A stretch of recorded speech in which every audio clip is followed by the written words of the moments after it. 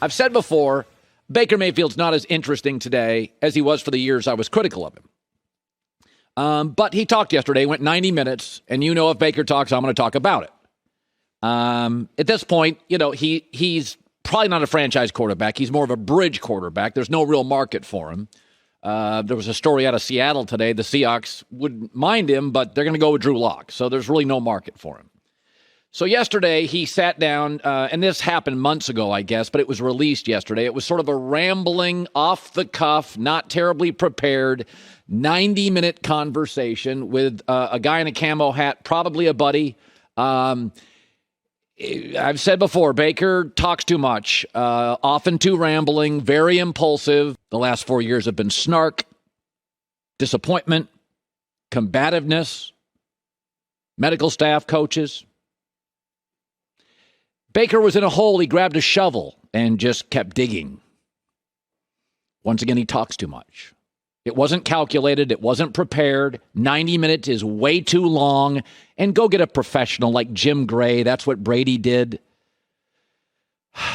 Instead, he admitted he has a Napoleon complex, that booing bothers him, that the media bothers him. Weakness. Can't control his emotions. Inability to adapt. I'm just going to do what I do. Folks, most successful people, and what I'm about to say in my life has always been true with no exceptions. The most successful people have a perfect personality match for their job. I've known 1,000 salespeople. The dozen or so that are great are social, charismatic, affable. They're great salespeople. Their personality's perfect for it. Doesn't mean you can't be a salesperson without those qualities, but you're not going to be as good as the person who has the perfect personality match. I've had 3 or 4 accountants. The best accountant I currently have, super detailed, regimented, incredibly reliable. He's great. He wouldn't be a good salesperson, and a salesperson wouldn't be a good accountant. This is why Brady is so great, and Peyton Manning was so great, and John Elway was so great, because their personalities, Russell Wilson is so great. Their personalities were perfect for the position, are perfect. To be a great franchise quarterback, there are things that matter. It's not your arm strength. We've had a lot of guys without great arms. It is toughness. Baker is that, by the way. Baker's tough. I'll defend him forever on the toughness.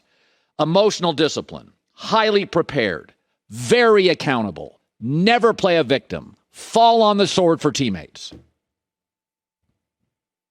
Baker's an artist. Baker's a linebacker, a wide receiver. He's impulsive. He's emotional. He's off the cuff. First thing in his mind comes right out of his mouth. Russell Wilson's calculated. Children's hospitals, IG videos. Tom Brady podcast, gets Jim Gray, the documentary. He had control of the editing. Yesterday was 90 minutes of rambling. You grabbed a shovel, you're in a hole, stop digging. Yesterday should have been about 2 things for Baker Mayfield. 2 things. And this was done, I guess, a month ago. A, what I've learned, and B, what I plan to do better. Period. Shut it down. What I've learned, this is what I'm going to do better. End of interview. That's it. Because right now, bro, there's no market for you. None at all. And I'm not anti-Baker. I was right the first time. I was right at the end of the year defending him because he was hurt, and it wasn't fair, the criticism he got in Ohio. It was not fair. He's way better than that. And he is one of the 32 best quarterbacks. Calculated. Sometimes, as a quarterback, got to kind of manipulate. You go to that podium, you can't say what you feel.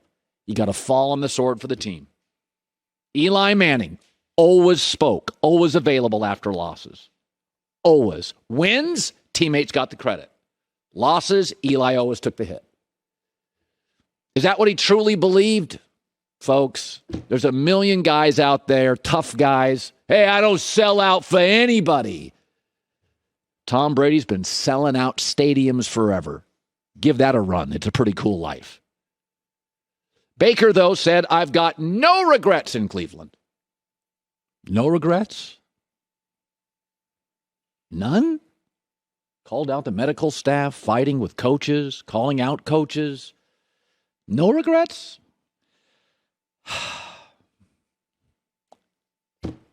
I don't think he's built for it. I think he's talented and therefore is good enough, just talented enough. And he is talented. He's a really talented guy. He's talented enough to be a franchise quarterback, but he's not ideally built for it. He can't help himself. Tom Brady every day wakes up and just leans in to what he truly is. Baker Mayfield every day wakes up and has to fight his instincts for what he wants to be. It's so hard for him. It's not a natural fit. He'll land somewhere, but there's an argument to be made. He did himself no favors yesterday. The GMs impressed by that are the kind of GMs that were in Cleveland that drafted him and got fired. The chutzpah, the ego, the victimhood, the lack of accountability. I'll just do me. Oy, oy, oy. He needs a better manager, maybe a better agent. Just because of what I do for a living, I have to negotiate contracts every few years. Okay, and when you negotiate a contract, and many of you have done this, some will do it, some won't do it. It's fine. I don't love doing it. I have to hire a representative. I don't want to go, face to face with my bosses and puncture our relationship, right? So when you go into a contract negotiation, this is pretty obvious, but I'm just going to lay it out for you. You get some stuff and you don't get stuff. Nobody gets everything. Tom Brady didn't get everything. You don't get everything.